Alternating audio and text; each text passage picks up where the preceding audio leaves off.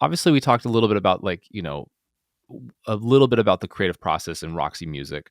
But because one of the things I love about Roxy Music is everyone kind of, like you said, you kind of come together and you guys are far more successful than you guys were separately. What was the arranging process like for Roxy? Like, I mean, would you guys rehearse things before going into the studio? I mean, were you guys playing, new songs you wrote live? Because I mean, you got to think, obviously, there's Brian at the keyboards, most of the songs, it feels like. And then, you've got your guitar lines, you got Andy Mackay, or Eddie Jobson, as well. You've got all these great musicians who bring in all these ideas. What was I guess, like, how much, I guess, how did you figure out what stayed and what didn't? Was it just was it a collective thing? Did Brian have a stranglehold on the group? I mean, how did it work?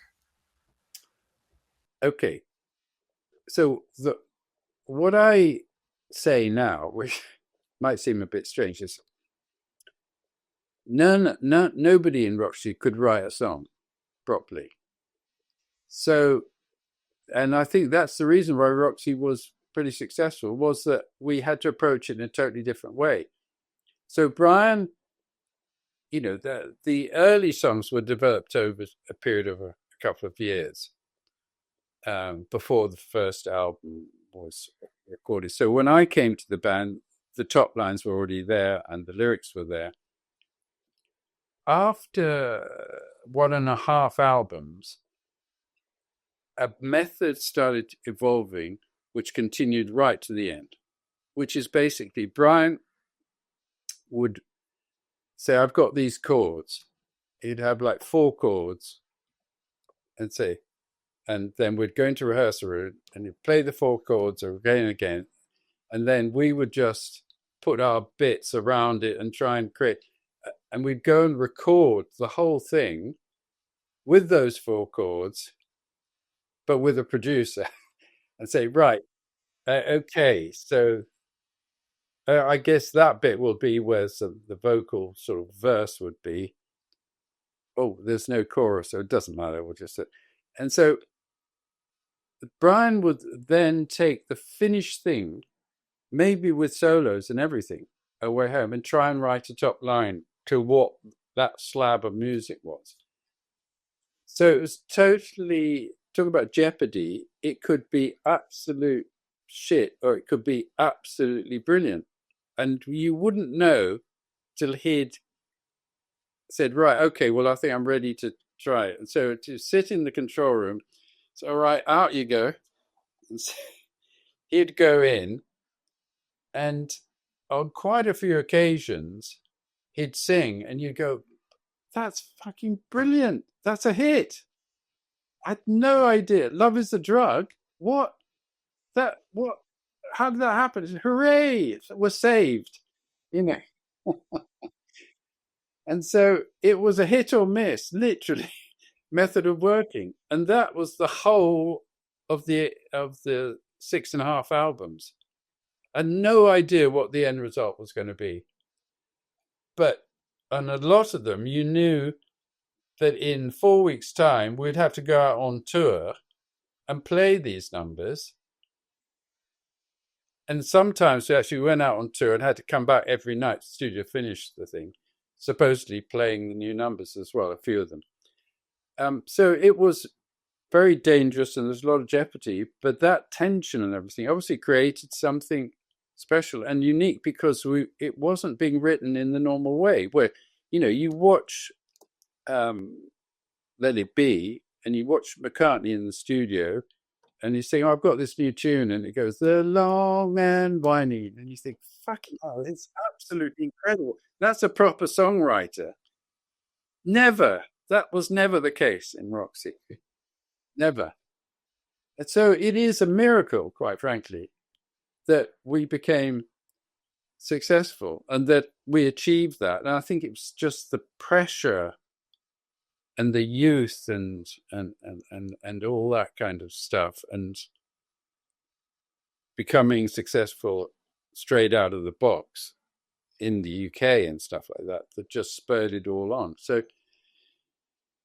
it's not a sort of plan that I'll suggest to young aspiring bands, I must say. Get a proper song, some proper songwriters, and you know what you got. So, but I find this interesting, this songwriting method that you guys used, if you can call it that, um, Because because Eno you took know, that to Bowie, by the way. Eno took that method of working to Bowie. Because remember, the early stuff was beautifully written and all of that. By the time you get Eno working with Bowie in Berlin and all that, or the Chateau and stuff like that, he changes.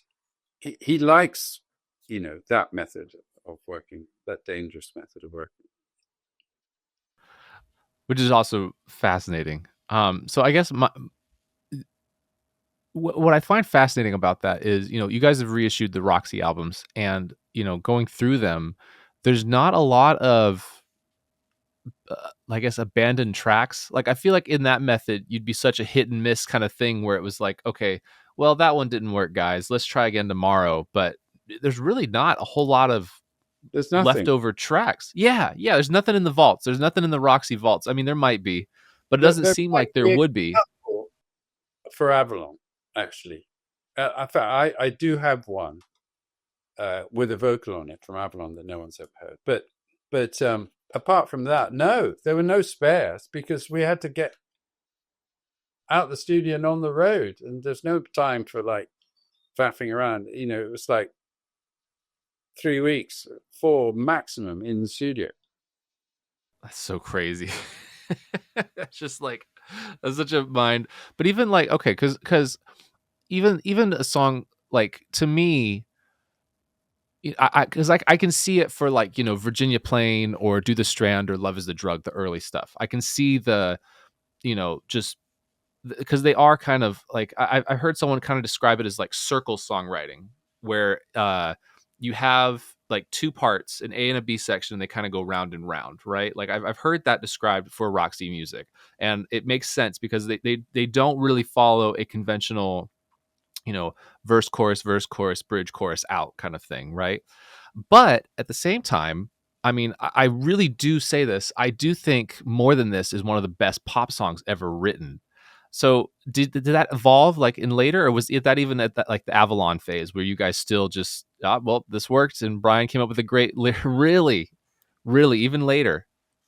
Yeah, I remember. Well, actually, funny enough, I don't remember. Brett Davis was doing an interview with Bob Clearmountain about Avalon because they were doing last year. They were doing the Dolby Atmos version of Avalon, and Rhett was telling a story that I forgot. Is my guitar at the beginning, it couldn't come up with any riff or anything like that, and I was tuning my guitar and going ding dong dong ding dong. I said, "That's it. That's the riff." Totally random. Yeah, and I had no idea what the top line was going to be or what the words were going to be about at all. And we did all the music and exactly the same method. And Brian took it away and, came back with it. You know, it, at the time we thought, oh, that's pretty good, that. We didn't think it was anything particularly, it wasn't like when I heard Love Is the Drug or something like that. I never heard any of that before, or Virginia Plain. Um, but that has become a particular song that has a lot of resonance for people. It has a lot of resonance, especially in America, actually, more than virtually any of the Roxy songs. And but yeah, that was exactly the same method.